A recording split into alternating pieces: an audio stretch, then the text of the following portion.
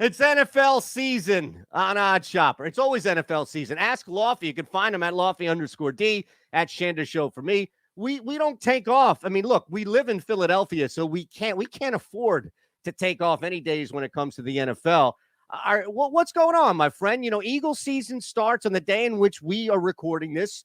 We've got a lot to look forward to. You of all people, have to be happy about the upcoming football season here in Philadelphia, right? Right? Can't wait, man. Suburbs of Philadelphia for this guy. Well, it's all encompassing.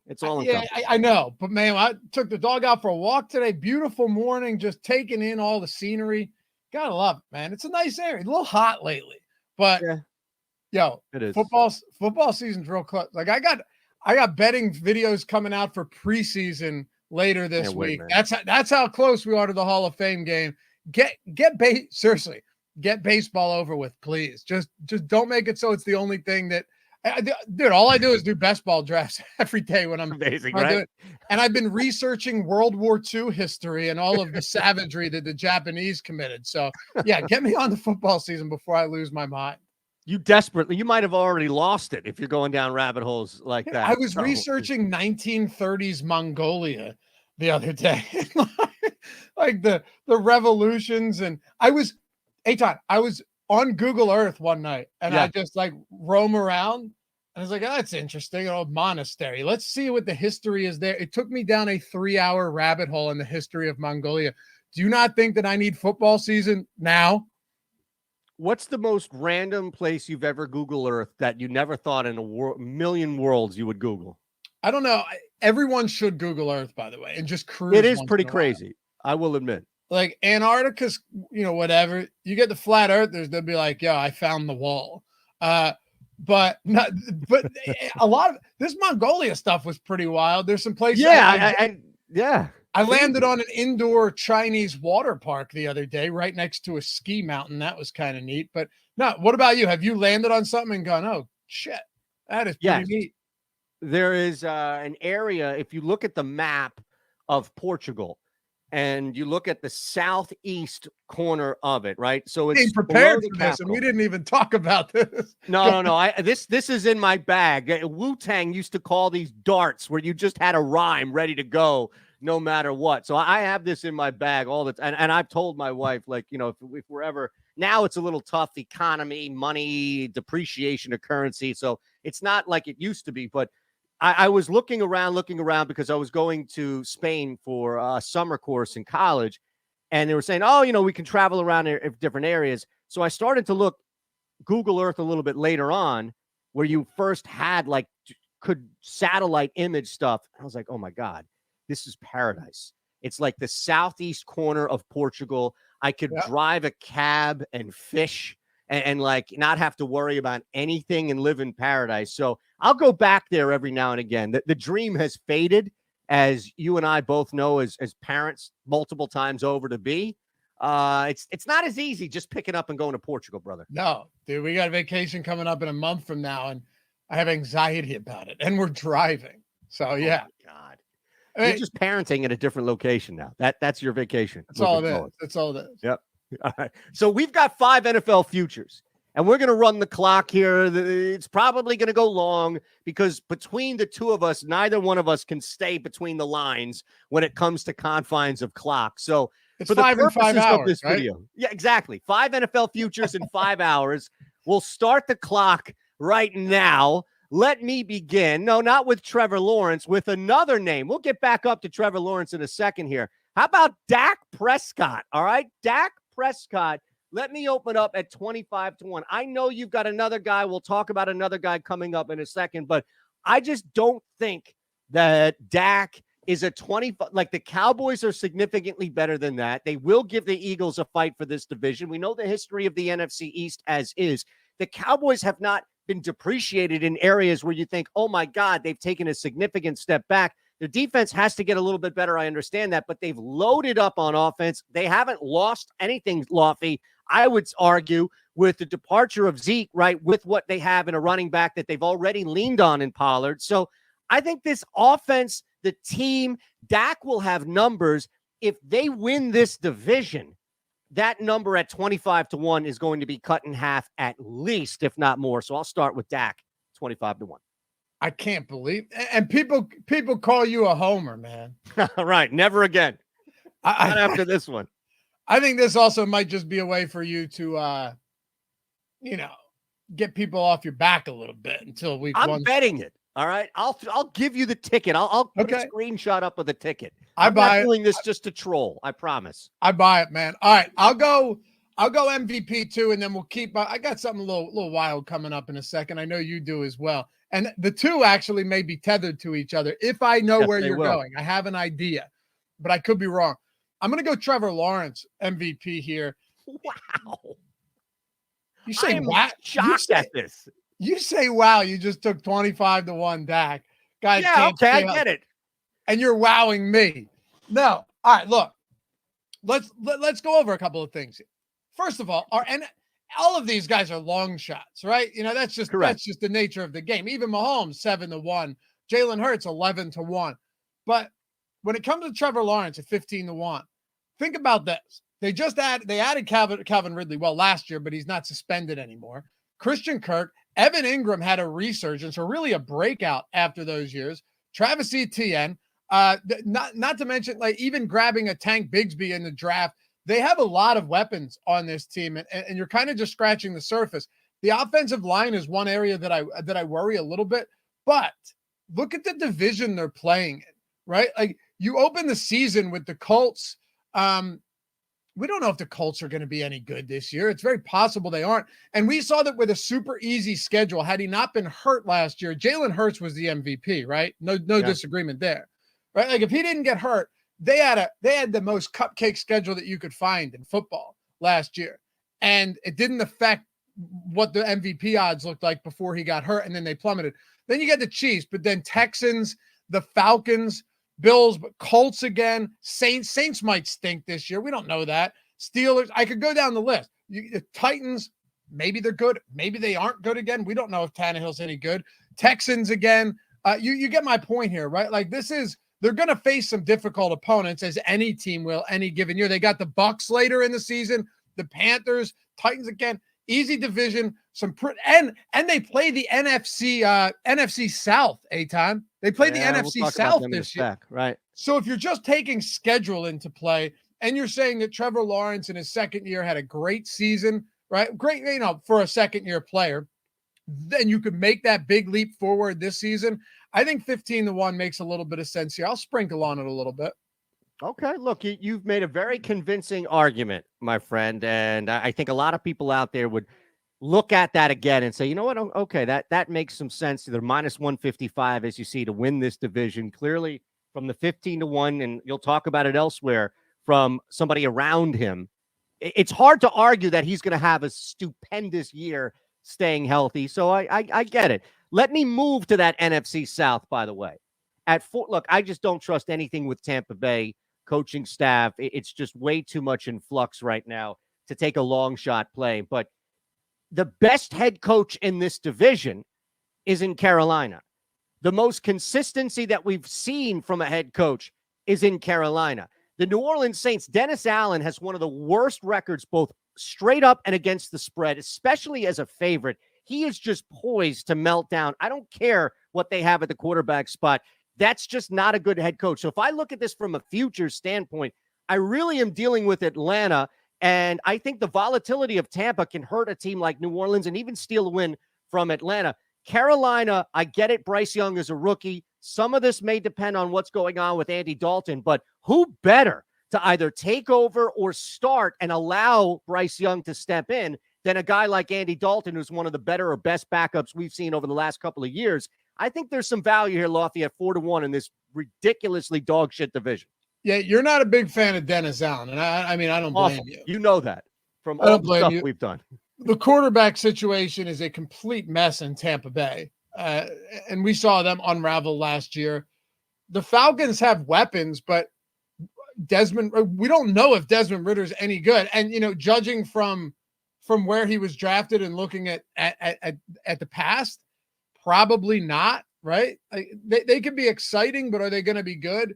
It's unlikely that that's the case. So 4 to 1, I don't hate it at all. I actually took a look at that earlier as well. All right, brother. You want to accuse me of going crazy, going off the map, the beaten path, what have you. You have a 3-leg futures player prop parlay, and the first one is up there with Russ. Take it away. All right. So look, it's time. We gotta have a little fun. And by the way, shout out to Adam Kaufman for this one. I went on, you know, Adam Kaufman. I don't know if you've done I know him well. Yeah. Went on his show the other day.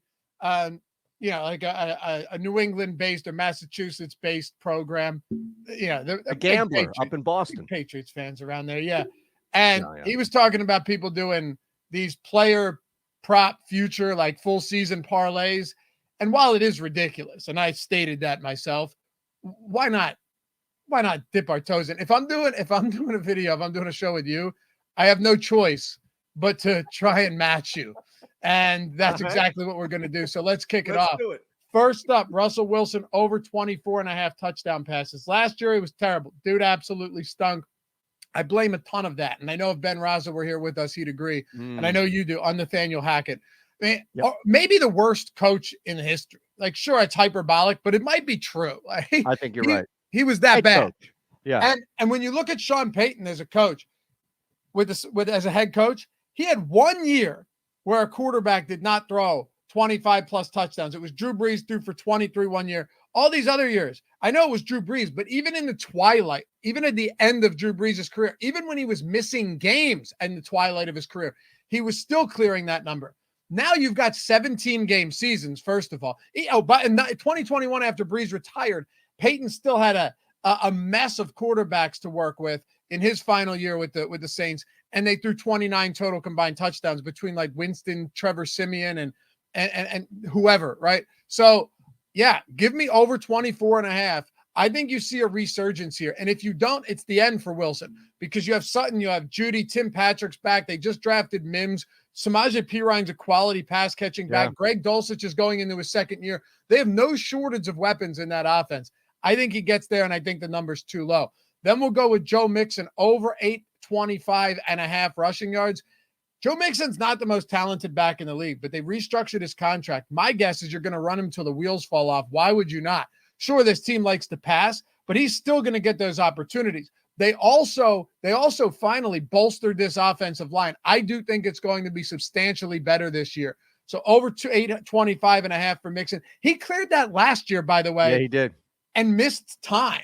So give me Mixon there. And then lastly, give me Jalen Waddle over 1,075.5 receiving yards. Listen, man, it gets you to plus 600. I really like this Waddle prop, though.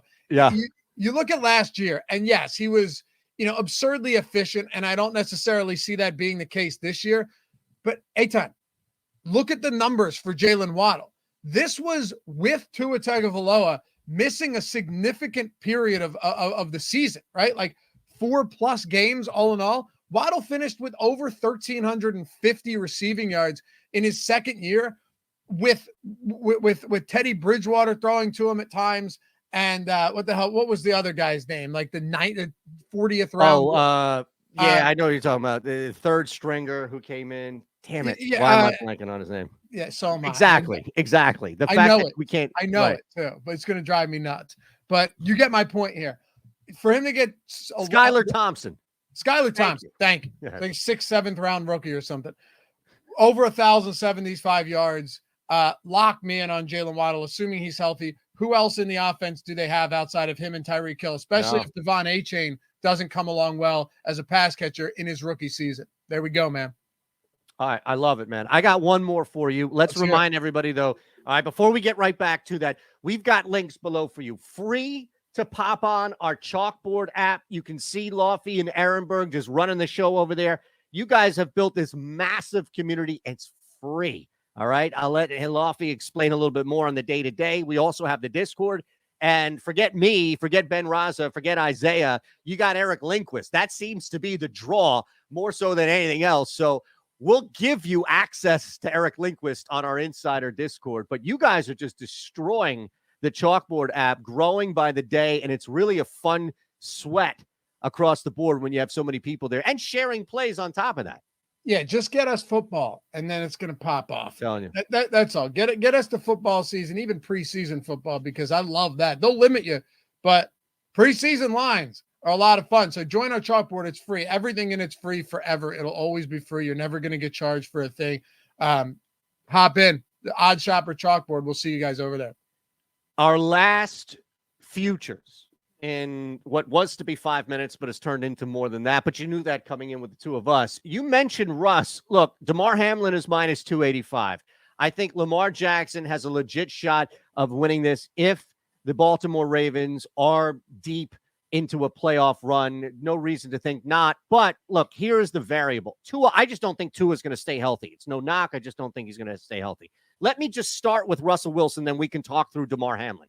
But Russell Wilson is working with the quarterback whisperer now. To your point, and I agree with it, you can't have something as bad as Nathaniel Hackett and as good as Sean Payton and not expect that there be some regression. And when you add a guy like Payton sprinkling a little bit, that boosts him up. You get anything close to what Russ was before the hand injury 2 years ago, before Nathaniel Hackett in Denver last year, and this guy returns back to an all-pro, I would argue, even if it's the third guy in the team level performance. Look at the weapons, Lofty. You know, I mean, from a DFS to betting standpoint, he has guys he can throw the football to. They have a defense. That should be fine. Real quick, okay, I'm going to throw a theory out at you, not conspiracy, but just a quick theory out there. I don't think there's this is going to be the equivalent of like a retirement tour for DeMar Hamlin, where it's like every game, every home game, like DeMar is going to be represented or recognized at least for the first couple of games. I don't necessarily know if that carries through an entire season if a guy like Russell Wilson is truly playing to the level that we believe he can be. So I get it right now that DeMar's a heavy favorite, but it's not like people are just going to forget about Hamlin. He's going to be acknowledged throughout the year. Look, this may ruffle some feathers, but I think it's truly idiotic. What do we get? I'm with you. I mean, I think it's wonderful that he's doing well. Okay. Yeah. And I think it's great that he's returning the football. But since when are we just debating giving out sympathy awards? You know what I mean? It doesn't make any sense to me. It's so easy. Revisionist history makes it easy to be like, yeah, this guy was an elite player at the top of his game, and he was, pacing to have a monster season. Nice player, but I guarantee you, and this, again, this is no knock on DeMar Hamlin, but I guarantee you when this happened, a lot of people looked at the back of the jersey and were like, I'm not necessarily sure who he is. Let me look him up. Yeah. That's all I'm saying. Yeah. So if you're returning from a horrendous, and we all saw live on primetime television, a horrible injury where, you almost lost your life. That is fantastic. And I think he should be celebrated for it. I think there is zero reason that he should be minus 285 to win comeback player of the year, especially if a Tua or a Russell Wilson or a Breece Hall, who tore his ACL as a rookie, coming on super strong in week, through the few weeks prior to that, or John Mechie. Well, John Mechie doesn't even count because he hasn't played yet. All of these guys, I think if they have monster seasons, unless DeMar Hamlin just has a phenomenal year. Right. That's fine, but that's not going to happen. It's going to be so hard to quantify that unless it's like interceptions or fumbles, right? Or touchdowns. Right. It seems unlikely. So I like where you're going with this. And I think these odds will shift throughout the season. There's no way I would lay money on DeMar Hamlin. No. Although the problem is that this is a purely subjective award. So people decide it. And when we've seen how people vote, there were people that didn't have Nikola Jokic within the top 5 MVP voting this year. Anything can happen, but I think it's ridiculous if players play well and come back after a terrible season, play phenomenally or after an injury or whatever, they deserve the award. But in the end, it's an award. Who gives a shit? Absolutely. Oh, well, I give a shit if I've got 20 to 1. Oh, for sure. No, for sure. I don't have it. I don't have any action on any of these comeback players because I worry about that. At Lofty_D, at Shander Show, oddshopper.com, our YouTube page, thumbs up, subscribe, all of that great stuff on the way out. And yes, football's right around the corner. That's it for me, my friend. Anything you want to get out on the way out? That's it, man. Appreciate you. This is a lot of fun. We'll throw it up on Twitter as well. Absolutely. We'll see you.